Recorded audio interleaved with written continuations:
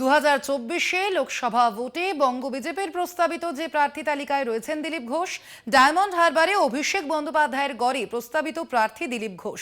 আদৌ কি দিলীপ ঘোষকে প্রার্থী করার পর সেখানে বাজিমাত করতে পারবে বিজেপি? সেখানেই উঠছে প্রশ্ন। ডায়মন্ড হারবারে প্রার্থী করা হতে পারে দিলীপ ঘোষকে, বঙ্গ বিজেপির প্রাক্তন সভাপতি দিলীপ ঘোষকে, এবং সেখানেই যদি দিলীপ ঘোষকে প্রার্থী করা হয় আদৌ কি বাজিমাত করতে পারে বিজেপি? সেদিকেই প্রশ্ন। 24-এ বিজেপির টার্গেট 35। সেই লক্ষ্যেই প্রস্তাবিত প্রাথমিক প্রার্থী তালিকা তৈরি করে ফেলেছে বঙ্গ বিজেপি। কলকাতা টিভি সেই খবর ব্রেক করে। দিলীপ ঘোষকে মেদিনীপুর থেকে সরিয়ে ডায়মন্ড হারবারে প্রার্থী করার প্রস্তাব। পশ্চিম মেদিনীপুরের নারায়ণগড়ের বিজেপির একাংশের মত, দিলীপ ঘোষ লড়াকু নেতা, সাংগঠনিক দক্ষতা রয়েছে তাঁর, যে কোনো জায়গায় তিনি প্রার্থী হতে পারেন।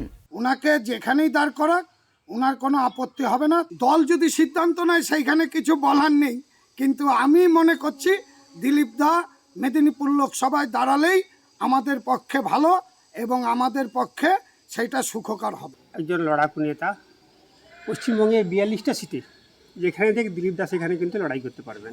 দিলীপ দা খুব চ্যালেঞ্জিং লিডার, আর দিলীপ দাকে যে কোনো জায়গায় দেওয়া যেতে পারে। 2019-এ লোকসভা ভোটে মেদিনীপুর লোকসভা কেন্দ্রের মধ্যে একমাত্র খড়গপুর গ্রামীণ বিধানসভা কেন্দ্রে এগিয়েছিল তৃণমূল, বাকি সবকটিতে বিজেপি। 2021-এ বিধানসভা ভোটে ঠিক উল্টো ফল, শুধু খড়গপুর সদর বিধানসভা কেন্দ্রে জয়ী হয় বিজেপি, বাকি সবকটিতে তৃণমূল। 2023-এর পঞ্চায়েত নির্বাচনে মেদিনীপুরের কোনো জেলা পরিষদ বিজেপি জিততে পারেনি। মাত্র 4টি গ্রাম পঞ্চায়েত বিজেপির দখলে, বাকি সবকটি তৃণমূলের ঝুলিতে। মেদিনীপুর পুরসভাতেও সবকটি আসনেই জয় পায় তৃণমূল। খড়গপুর পুরসভাও তৃণমূলের দখলে। ডায়মন্ড হারবারে 2019-এ লোকসভা ভোটে জয়ী হয় তৃণমূল, দ্বিতীয় স্থানে থাকে বিজেপি। 2021-এর বিধানসভা ভোটেও জয় পায় তৃণমূল, সেখানেও দ্বিতীয় স্থানে থাকে বিজেপি।